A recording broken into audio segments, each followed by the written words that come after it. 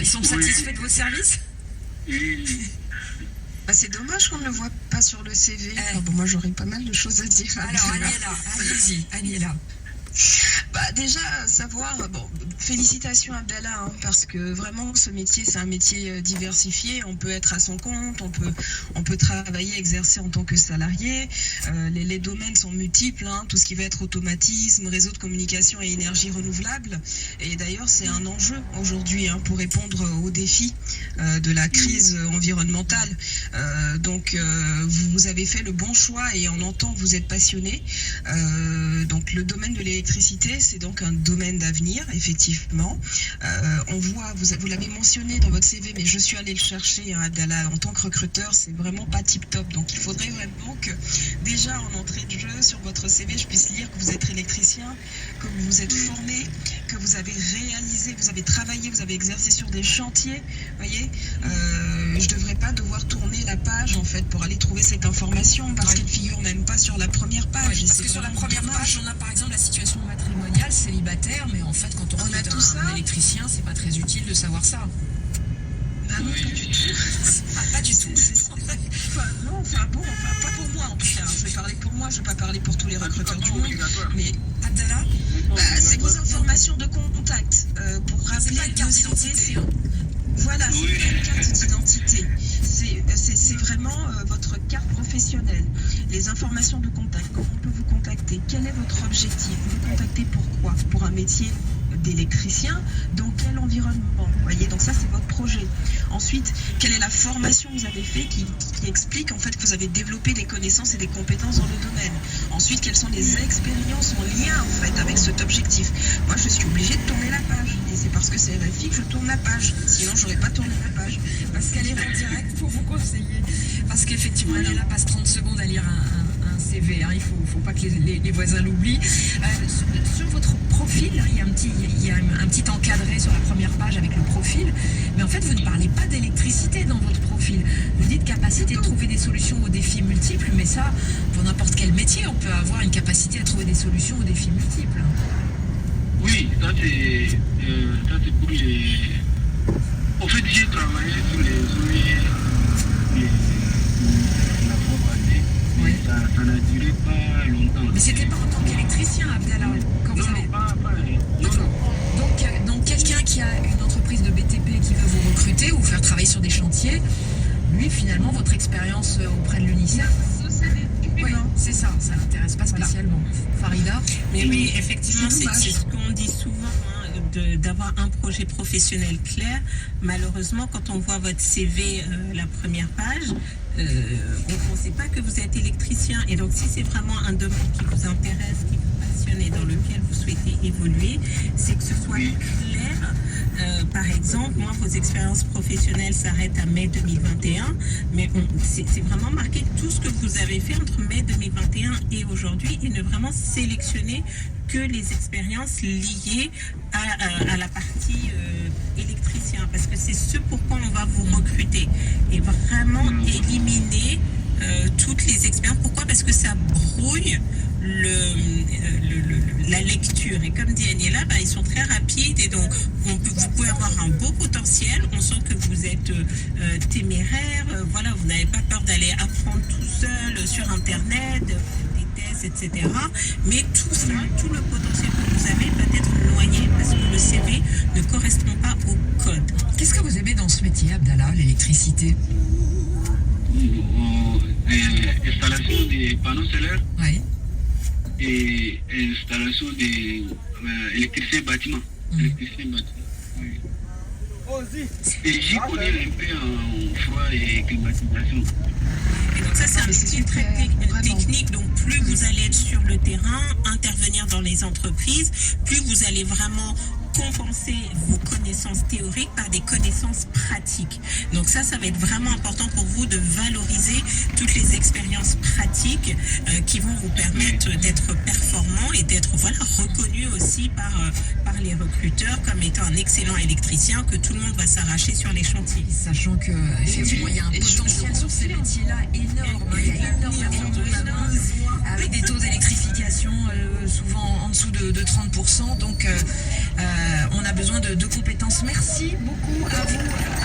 nous avoir appelé et d'avoir posé ces questions qui sont très utiles aussi pour d'autres. Vous continuez de nous appeler au 33 7 64 45 51 41. On accueille Mamadou à Dakar. Bonjour Mamadou. Bonjour. Mamadou, vous êtes un prof de maths diplômé de l'université Cheikh Anta Diop et vous avez repris des études pour vous reconvertir. J'ai dit au début de l'émission que l'émission n'est pas seulement réservée aux jeunes diplômés mais également à tous ceux qui se posent des questions sur leur parcours professionnel. Vous êtes actuellement en Master 2 professionnel en sciences de gestion au CESAG. Je ne sais pas si vous l'avez terminé ce Master 2 ou pas encore. Oui, je l'ai terminé depuis 2020. Ah, d'accord. Et donc là, vous occupez un poste de chargé du suivi et évaluation à l'inspection académique de Peking Guédiawaye, dans la périphérie de Dakar. Ça veut dire que c'est un poste, donc vous n'êtes plus enseignant de mathématiques du coup. Oui, oui. Et c'est un poste qui correspond à votre reconversion. Oui. Mais néanmoins, vous avez des... Mais néanmoins, pratiquement donc, dans ce poste-là, il n'y a pas pratiquement beaucoup de contenu me permettant tout simplement donc d'exercer donc toutes les que j'ai vues de Ouais. Et pouvez-vous préciser exactement qu'est-ce que vous aimeriez faire? Quel est votre projet professionnel exactement? Oui, ce que j'aimerais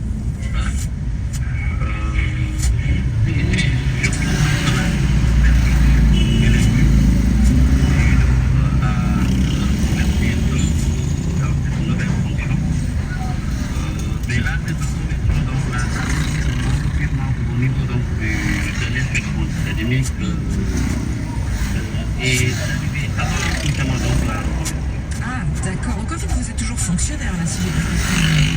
Je suis toujours fonctionnaire. Mais là, comme depuis donc, j'ai repris donc les études africaines, études supérieures, j'avais envie tout simplement donc de changer donc de cadre de métier, de carrière. Raison pour laquelle je vais demander donc une affectation, une mutation au niveau de l'inspection académique. Déjà pour quitter la salle de classe. Mais si j'ai bien compris, vous souhaitez travailler dans le secteur privé? Oui, je voulais travailler dans n'importe quel secteur. Parce que non, mais parce qu'il n'y a pas beaucoup de fonctionnaires. Il n'y a pas beaucoup de fonctionnaires, Mamadou, qui veulent quitter la fonction publique et qui veulent partir dans le secteur privé. Hein. Oui, il n'y en a pas beaucoup. Mais ça dépend de ce qu'on veut faire. Ça dépend de ce qu'on veut faire. Donc, ce que l'individu a l'ambition donc de faire, je pense que c'est ça pour moi ma priorité. Donc, se sentir donc à l'aise dans un environnement où il faut tout simplement donc faire valoir tout simplement donc toute la école. Alors ça veut dire que la reconversion en termes de diplôme est réussie, mais je vois Farida qui est un peu perplexe sur son visage, qui se demande où vous voulez en venir, Mamadou. Oui, et donc ça c'est vraiment important d'être très clair, Mamadou, hein, parce que même sur votre CV c'est un peu confus. Donc moi ce que j'entends c'est que vous avez fait votre reconversion, mais sur le plan professionnel cela ne correspond pas exactement à ce que vous voulez. En revanche, ce qui n'est pas très clair pour moi, c'est quel est votre job idéal, quel serait votre métier idéal. Imaginez, Anila et moi, on peut vous donner un job et vous devez nous dire ce que vous voulez, quel est votre métier idéal. Ok, mon métier idéal donc c'est donc la planification. Et là, il s'est arrivé donc là où on m'a affecté, il y a déjà un planificateur. Très bien. Donc vous voulez faire de la gestion de projet, de la planification de projet. C'est ça, oui. Très bien. Et aujourd'hui, qu'est-ce qui vous empêche de trouver une autre entreprise qui peut vous recruter? J'ai fait donc des demandes de reconversion dans n'importe quel secteur, dans le secteur privé ou dans le secteur public. Parce que donc là, nous les planificateurs, nous avons donc peut-être un ministère dédié, même si nous sommes transversales dans tous les ministères, mais nous avons un ministère dédié qui est donc le ministère donc, de l'économie, du plan et de la coopération. Mais là, tous les planificateurs ne peuvent pas donc aller donc dans le ministère. Très bien. Vous voulez rester dans le secteur public? Je peux rester, mais si je trouve tout simplement donc dans le secteur privé. Donc c'est ça la première étape, Mamadou. En fait, la première étape, c'est d'avoir confiance en votre projet professionnel et qu'il soit déjà clair pour vous-même, indépendamment de l'environnement. D'accord? Donc, c'est déjà, vous êtes planificateur et maintenant, vous allez mettre en place une stratégie pour décrocher un poste dans le secteur public, une stratégie maintenant pour décrocher un poste dans le secteur privé. Et vous allez adapter votre CV par rapport à ça pour qu'il donne envie justement aux recruteurs de vous contacter pour un entretien. Parce que finalement, moi sur le CV, je ne vois même pas le mot planification quelque part. Si j'ai bien compris, vous auriez aimé, quand vous avez interrogé Mamadou en lui demandant mais quel est votre métier idéal, qu'il ne vous réponde pas planificateur parce que c'est trop large, mais qu'il vous dise gérer des projets de planification dans une ONG, par exemple de développement. Enfin là, j'invente complètement, c'est peut-être pas du tout ça que... Ça aurait été beaucoup plus précis. Donc, le métier de planificateur, mais donc le métier de gestionnaire de projet, c'est un peu, il y a beaucoup de compétences là-dessus. Et raison pour laquelle donc là, oui, il y a de la gestion de projet en industrie, il y a de la gestion de projet en entreprise.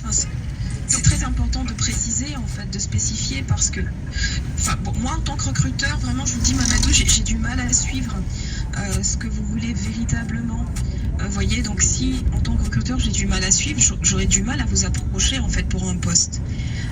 Donc ce serait peut-être préciser un peu plus. Au niveau de la fonction publique, nous, on nous reconvertit comme planificateur.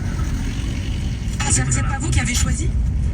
Au niveau de la fonction publique, on vous reconvertit comme planificateur. Si tu auras ce diplôme-là, le diplôme de master professionnel en sciences de gestion, maintenant, si tu déposes ce diplôme-là au niveau de la fonction publique, on te reconvertit en planificateur automatiquement.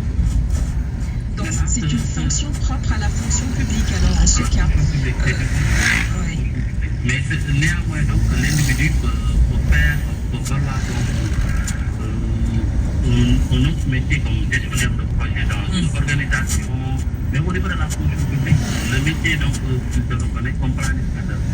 Merci Mamadou, c'est dommage qu'il ait quitté la classe et comme professeur de mathématiques parce qu'il y a tellement de besoins et en plus le niveau de maths au Sénégal est élevé et ça restait quand même un métier, je trouve, extrêmement valorisant, mais bon, c'est votre choix, on peut comprendre Mamadou. Merci beaucoup de nous avoir appelés. Mesdames, je voudrais juste peut-être, il nous reste quoi? Il nous reste pratiquement pas de temps, parce que, non. On va se quitter, en tout cas, merci à vous, Farida Kadiri, merci à vous, Agnès du cabinet Giloya Afrique, merci pour votre patience, pour décrypter les CV, c'est pas toujours facile, mais en même temps, on a beaucoup de jeunes qui en veulent et qui ont envie de réussir.